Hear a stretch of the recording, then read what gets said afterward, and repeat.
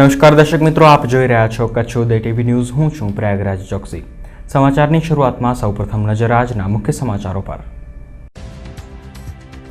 લાહોરની હોસ્પિટલમાં સરબજીતનું મોત, ભારતભરમાં શોક સાથે પ્રચંડ આક્રોશ।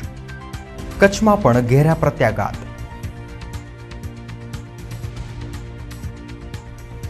ગાંધીધામમાંથી ચોરાઉ ચોખાનો જંગી જથ્થો ઝડપાયો। નાસી છૂટેલ ડમ્પર ડ્રાઈવર સહિત 4 શખ્સોને ઝડપી પાડવા ચક્રો ગતિમાન।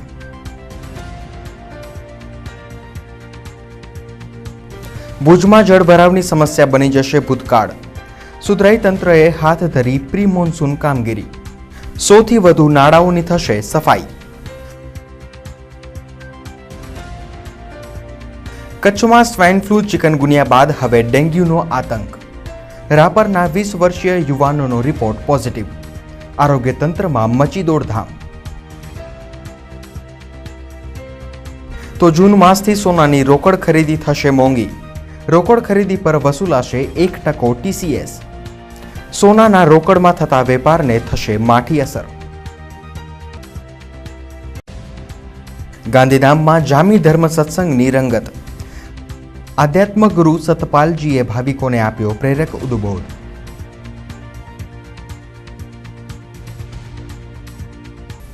અને હવે જોઈએ સમાચાર વિસ્તારથી।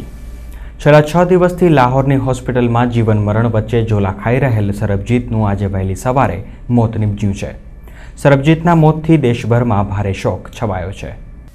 ગત 26મી એપ્રિલે લાહોરની કોટ લખપત જેલમાં અન્ય 2 કેદીઓએ સરબજીત પર જીવલેણ હુમલો કર્યો હતો।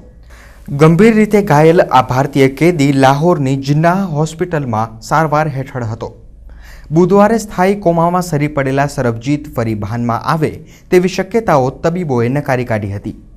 પાક સત્તાધીશોએ સરબજીતનું મોત હુમલાઓમાં થયેલ ઈજાઓને કારણે નહીં પણ હૃદય રોગના કારણે થયું હોવાનું જણાવ્યું છે। પોસ્ટમોર્ટમ બાદ સરબજીતનો મૃતદેહ ભારતને સોંપાશે।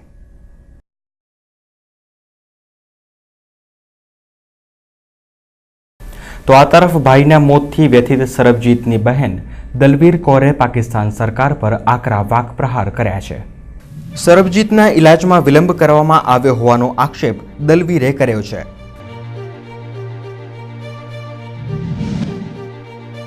પોતાના ભાઈ સાથે જે કંઈ થયું તે ભારતીય હોવાના લીધે જ થયું છે। ઝરદારીએ પાકિસ્તાનની સામાન્ય ચૂંટણીમાં લાભ ખાટવા સરબજીતનો ભોગ લીધો હોવાનું દલવીરે જણાવ્યું છે।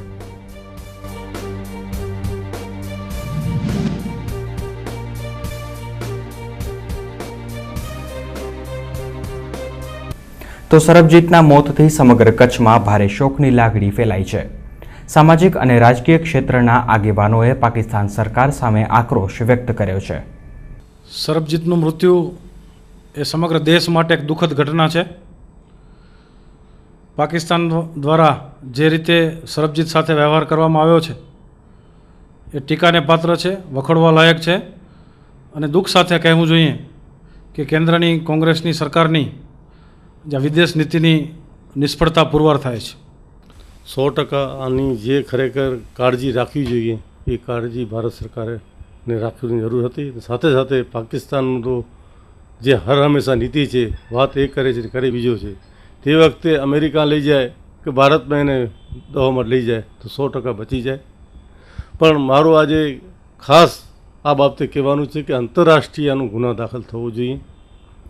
આ મુદ્દો આંતરરાષ્ટ્રીય લઈને જે લોકો આમાં જવાબદાર હોય એના સામે સખત કાર્યવાહી થવું જોઈએ ને જે પણ જેલના અધિકારીશ્રીઓ જેની હાજરીમાં જે કૃત્ય ઘટવામાં આવ્યો છે એ અધિકારીઓને પણ ફાંસી જેવી સજા થવી જોઈએ। પૂર્વ કચ્છ લોકલ ક્રાઇમ બ્રાન્ચે ગાંધીધામમાંથી 4.25 લાખ રૂપિયાની કિંમતના ચોરાઉ ચોખાનો જથ્થો ઝડપી પાડ્યો છે। કંડલા સંકુલમાં આયાતી ચીજવસ્તુઓની તસ્કરી કરતી ટોળકી ફરી સક્રિય બની છે। આજે સવારે LCBએ ચોરી કે છળકપટથી મેળવેલ આયાતી ચોખાનો જથ્થો ભરેલ ડમ્પરને સપનાનગર પાછળ બાવળની ઝાડીઓમાંથી ઝડપી પાડ્યો છે। પોલીસને જોઈ ડમ્પર ડ્રાઈવર અને મજૂરો નાસી છૂટ્યા હતા। પોલીસે માલસામાનનો કબજો લઈ તપાસ હાથ ધરી છે।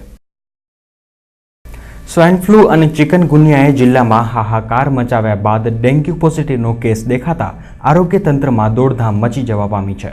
જિલ્લામાં ભારે દહેશત ફેલાવનાર ડેન્ગ્યુ માંડ કાબૂમાં આવ્યા બાદ ફરી માથું ઉંચકી રહ્યો છે. રાપરના એક યુવાનનો રિપોર્ટ પોઝિટિવ આવતા આરોગ્ય તંત્ર હરકતમાં આવી ગયું છે. રાપરના 20 વર્ષીય દેવસિંહ પરમારની તબિયત નાદુરસ્ત થતાં અમદાવાદ ખસેડાયો હતો, જ્યાં તેના લોહીની ચકાસણી થતાં તેને ડેન્ગ્યુની બીમારી હોવાનું બહાર આવ્યું છે. તો આ તરફ ડેન્ગ્યુનો કેસ સામે આવતા આરોગ્ય તંત્ર યુદ્ધના ધોરણે કામે લાગી ગયું છે. મચ્છરોના નાશ માટે ફોગિંગ સહિતની કામગીરી શરૂ કરવામાં આવી છે. અને સમય થયો છે એક નાનકડા વિરામનો.